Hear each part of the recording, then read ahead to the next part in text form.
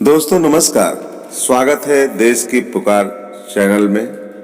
दोस्तों आज हम बात करने वाले हैं कि माता सावित्रीबाई फुले और ज्योतिबा राव फुले के बारे में समाज नहीं जानता है। इसे लोगों को जानना चाहिए। अगर वो इस बात को नहीं जानता है, इनकी संघर्ष के बारे में नहीं जानता है, अगर इनको अच्छी तरह से नहीं जानता है तो वो कुछ नहीं जानता है। इन्हें जानना चाहिए कि आज देवी सरस्वती को सभी लोग जानते हैं, कोई छूटा नहीं है देश में। विद्या की देवी सरस्वती है, या जिसे आज हम बताने वाले हैं, सावित्रीबाई फुले के बारे में बताने वाले हैं। वास्तव में सावित्रीबाई फुले ही दिव्य विद्या की देवी हैं, जिसे सब लोगों को अच्छी तरह से जानना चाहिए। आइए हम बताते हैं इनके संघर्ष के बारे में और इनकी उपलब्धियों के बारे में बात करते हैं, जिसे आप लोगों को जानना अत्यंत आवश्यक है। सावित्रीबाई फुले जी का जन्म 3 जनवरी 1831 को हुआ था। इनके पिता का नाम खंदू जी नेवसे जी और माता का नाम लक्ष्मी जी था। सावित्रीबाई फुले जी का विवाह 1840 में ज्योतिबा फुले जी से हुआ था। सावित्रीबाई फुले भारत के पहले बालिका विद्यालय की पहली प्रिंसिपल और पहले किसान स्कूल की संस्थापक थी। इस बात को जान लीजिए।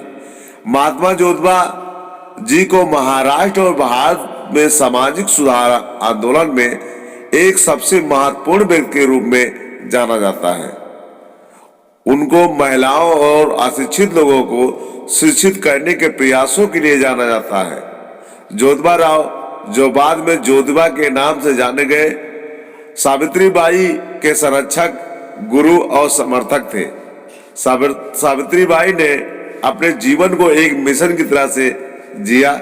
इसका उद्देश्य था विधवा विवाह करवाना, छुआछूत मिटाना, महिलाओं की मुक्ति और सामाजिक रूप से पिछड़ी महिलाओं को शिक्षित बनाना। वे एक कवयित्री भी थी। उन्हें मराठी की आदि कवयित्री के रूप में भी जाना जाता था। सामाजिक मुश्किलें, वे स्कूल जाती थी तो विरोधी लोग पत्थर मारते थे, उन पर गंदगी फेंक देते थे। आज से 160 साल पहले बालिकाओं के लिए जब स्कूल खोलना पाप का काम माना जाता था, कितनी सामाजिक मुश्किलों से खोला गया होगा। सावित्रीबाई जी पूरे देश की महानायिका है। हर जाति और धर्म के लिए उन्होंने काम किया। जब सावित्रीबाई कन्याओं को पढ़ाने के लिए जाती थी तो रास्ते में लोग उन पर गंदगी, कीचड़, गोबर, विष्ठा तक फेंका करते थे। सावित्रीबाई एक साड़ी अपने थैले में लेकर चलती थी और स्कूल पहुंचकर गंदी कर दी गई साड़ी बदल लेती थी। अपने पथ पर चलते रहने के प्रेरणा बहुत अच्छे से देती है। 1848 में पुणे में अपने पति के साथ मिलकर विभिन्न जातियों को 9 छात्राओं के साथ उन्होंने एक विद्यालय की स्थापना की।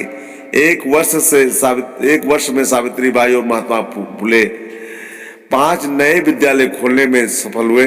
तत्कालीन सरकार ने इन्हें सम्मानित भी किया। एक महिला प्रिंसिपल के लिए सन 1848 में बालिका विद्यालय चलाना कितना मुश्किल रहा होगा, इतनी कल्पना शायद आज भी नहीं की जा सकती। लड़कियों की शिक्षा पर उस समय सामाजिक पाबंदियां थी। सावित्रीबाई फुले उस दौर में न सिर्फ खुद पढ़ी बल्कि दूसरों को भी पढ़ने के, लड़कियों को पढ़ने के लिए जो अवसर प्रदान किया। लड़कियों को इसके बारे में अच्छे से जानना चाहिए और उनके पढ़ने के लिए जो रास्ता खोला, क्योंकि उस समय लड़कियों को पढ़ना पाप माना जाता था, शूद्रों को पढ़ना पाप माना जाता था।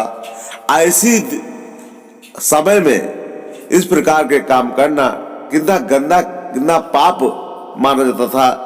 जो संघर्ष करते हुए, विरोध को झेलते हुए और आज आप लोगों के लिए इतना कुछ किया, आप उनके बारे में कुछ नहीं जानते हैं, बहुत खेद का विषय है दोस्तों। इसलिए हम कहेंगे उनकी संघर्ष और उनके प्रेरणा स्रोत बनी, इस बात को जानना बहुत आवश्यक है। अगर ये जानकारी आपको जरा से भी अच्छी लगी तो हम चाहेंगे दोस्तों ये जानकारी अपने तक सीमित मत रखिए, इसे ज़्यादा से ज़्यादा शेयर करें ताकि ये जानकारी अन्य लोगों के पास भी पहुंचे। और अगर आप पहली बार चैनल पर वीडियो देख रहे हैं तो आपसे रिक्वेस्ट है चैनल को सब्सक्राइब कर लें, साथ में बेल आइकन घंटी को दबा दें ताकि लेटेस्ट जानकारी सर्वप्रथम मिलती रहे। और पहले जो सब्सक्राइब किए हमारे सब्सक्राइबर भाई हैं उनको बहुत बहुत धन्यवाद लास्ट तक वीडियो देखने के लिए।